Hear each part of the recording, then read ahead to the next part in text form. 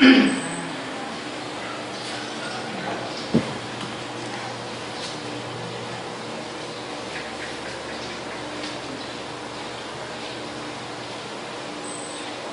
alalahanin ito at mga pangalalaki kayo. Isa-isip ninyo ulit o ninyong mga mananalansan.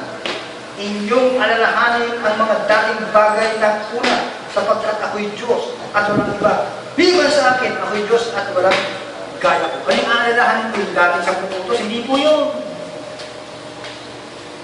O, ano yun, Sister Lindy? Parang Sabado, kaling alalahanin na yun. Si Abraham, si Isaac, at si Jacob. Nandun po yan eh, Deuteronomy 22:7.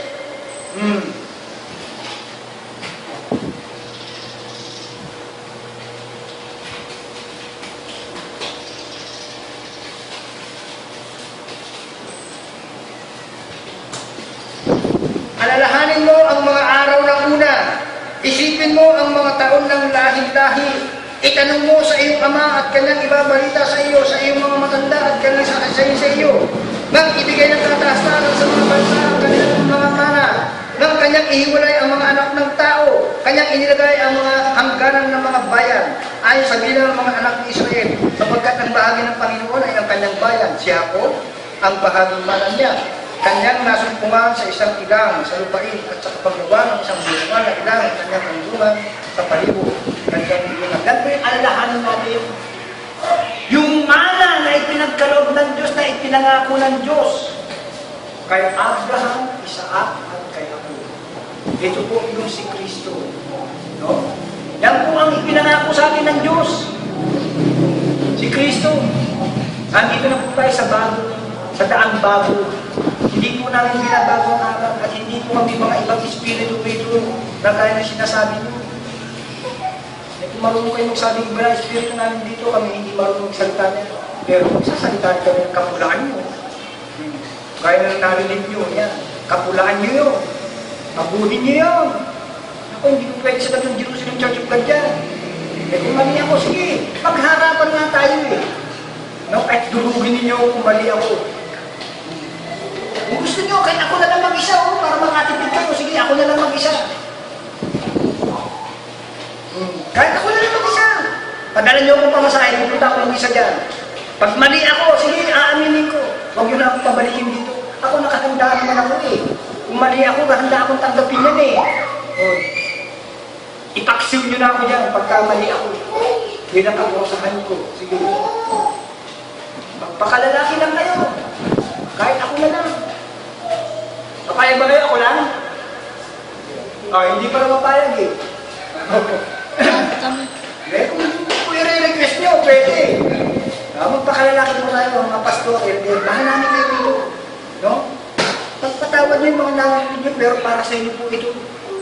Hindi po ninyo kasirain yan. Sinasabi ko lang yung mga mali ninyo. Hindi po tama yun bilang mga pastor at elder. Yung mga pari, tustos ng kaawaan eh. Tapos sa inyo, hindi makita yun. Sundin po natin yung Ezekiel 34. Matuto kayong magtali ng may galit. Matuto kayong magpanumbali. Matuto kayong maghanap. Ha? Ano ba? Ano ba yung sinabi sa Ezekiel 34? Matuto kayong magpakain. Yan. Huwag yung mga panis na yung isang putos na panis na yun. Naku niluluhod na po yun. Nasa bago na po tayo. Bagong daan. Bago. Ang Diyos ang may sabi nun, hindi po kami rito. At hindi rin po kami ang nagsasabing walang kautusan. Galatia 5:22. Datapwat ang bunga ng Espiritu ay pag-ibig, katubaan, ano ba? Kapayapaan, pagpahinod, sa mga gayong bagay ay walang kautusan. Yan. Ay, kasi ituro yan, gamitin niya eh. Gamitin niya yung talatang niya para mabasa niyo, walang kautusan, parang hindi kayo humahatang na kami, walang kautusan, nasasabi nung. Parang hindi kayo humahatang na nagsasabi kami, walang kautusan. Biblia po may sabi nung sinasabi namin dito. No? Salisikin po ninyo, matuto ka magsabisi sasama ko sa inyo, sige, kami rito. O, 1, 2, 3, 4, 5. Iba lang kami rito. Gusto mo makatipid, kahit ako na lang. Ay, hindi rin papayag. O, sige, dali na kayo pamasahin. Masaya, hindi kami galit sa inyo. Mahal na mahal namin kayo. Mahal na mahal namin po kayo. No? Kaya kung ano man yung takot ninyo, yung galit ninyo sa amin, alisin niyo yun. Walang ibubungang mabuti sa inyo yan. Yung takot ninyo, ha? Wala yan. Walang ibubunga yan. Lalo lang kayong hindi nagiging lalaki yan. Takot kayong makaharap kami.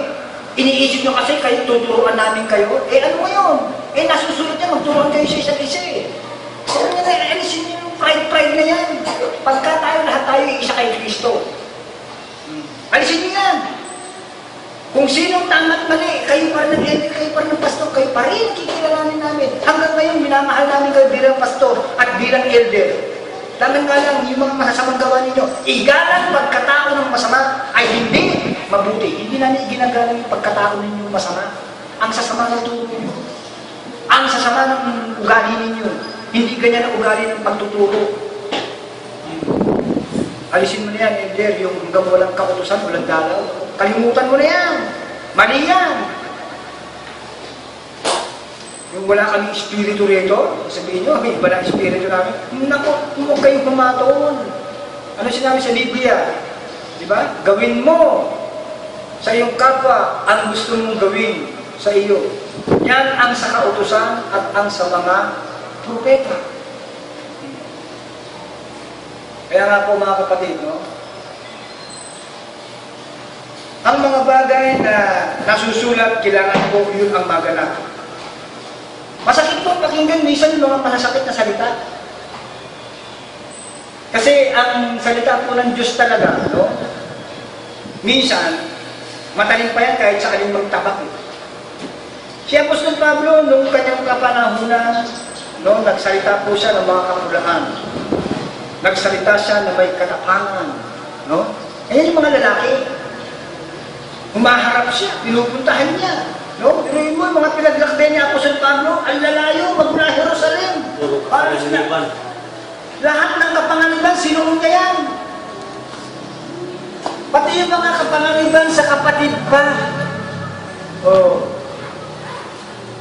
Eh, samantalang kami, hindi kayo pupunta rito. Padalan nyo lang kami ng pamasahan. Kami pupunta dyan. Mag-aralan lang tayo. Eh, naku, ang daming mapunta sa hukay na itinuturo ninyo. Sa totoo lang.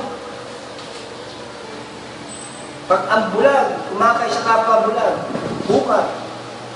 Kaya nga sabi ni Kristo, alalahanin po natin. No? Hindi ko kayo nakikilala. Huwag po tayong, tama yung sinabi ni ibang sa kanila yung binasa. Kung ang sino man ay nag-iisip na siya may nalalaman ka naman, huwag yung isipin. Na kayo po, yung mga pastor na kayo, elder kayo, nalalaman ng lahat, na huwag isipin yun.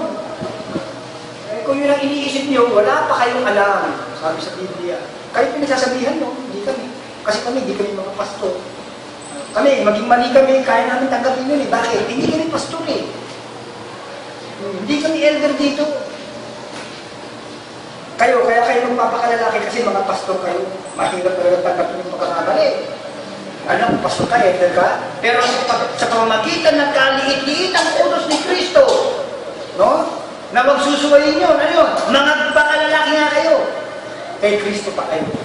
Pero hanggang hindi kayo nagpapakalalaki, naku po, ha? Hindi kayo kay Kristo. O, wala pong tanong.